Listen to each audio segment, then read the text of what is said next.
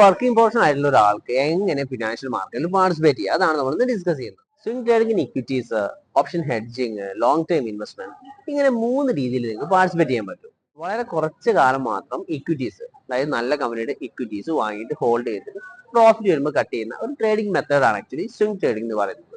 സാധാരണ ഈ ഒരു ട്രേഡിംഗ് ചെയ്യാൻ നിങ്ങൾ ഹെൽപ്പ് ചെയ്യുന്നത് charting, trading view, money control തുടങ്ങിയ ഒരുപാട് വെബ് ആപ്ലിക്കേഷൻസ് ഉണ്ട്. ഇത് നിങ്ങളെ ഹെൽപ്പ് ചെയ്യും ഈ ഒരു ടൈപ്പ് ട്രേഡിംഗ് അല്ലെങ്കിൽ സ്റ്റോക്ക് പിക്ക് ചെയ്യാനോ.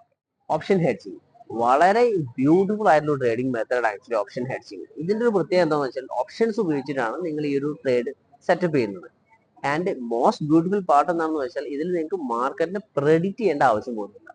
ലോങ് ടേം ഇൻവെസ്റ്റ്മെന്റ് ഇത് വളരെ ക്ലാസിക് ആൻഡ് ക്ലീഷേ മെത്തേഡാണ്. നിങ്ങൾ ഫണ്ടമെന്റലി സ്ട്രോങ് ആയിട്ടുള്ള കമ്പനീസിന്റെ സ്റ്റോക്സ് വാങ്ങിയിട്ട് വളരെ ലോങ് ടേം വെയിറ്റ് ചെയ്തിട്ട് അതിന് പ്രോഫിറ്റ് എടുക്കുന്ന ഒരു മെത്തേഡാണ് actually long term investment. Long term investment ഒരു പ്രത്യേകത എന്താണെന്ന് വെച്ചാൽ നിങ്ങൾക്ക് സ്റ്റോക്കിനെ പറ്റിയിട്ടും അതിന്റെ ഫണ്ടമെന്റൽ ഡാറ്റാസ്, ടെക്നിക്കൽസിനെ പറ്റി നല്ല ധാരണ ഉണ്ടായിരിക്കണം. നിങ്ങൾക്ക് അതിനെ പറ്റി കൂടുതൽ അറിയാൻ അല്ലെങ്കിൽ സമയമില്ല, പഠിക്കാൻ സമയമില്ലെങ്കിൽ നിങ്ങൾക്ക് ഏറ്റവും ബെറ്റർ ഓപ്ഷൻ എന്ന് പറയുന്നത് SIP ആണ്. അല്ലെങ്കിൽ മ്യൂച്വൽ ഫണ്ടിൽ SIP ത്രൂ ഇൻവെസ്റ്റ് ചെയ്യുന്നതാണ്. നിങ്ങൾ ഇതിൽ ഏത് മെത്തേഡ് ചൂസ് ചെയ്യുകയാണെങ്കിലും ബുൾസ് മുതൽ നിങ്ങളെ 100% ഹെൽപ്പ് ചെയ്യാൻ പറ്റും.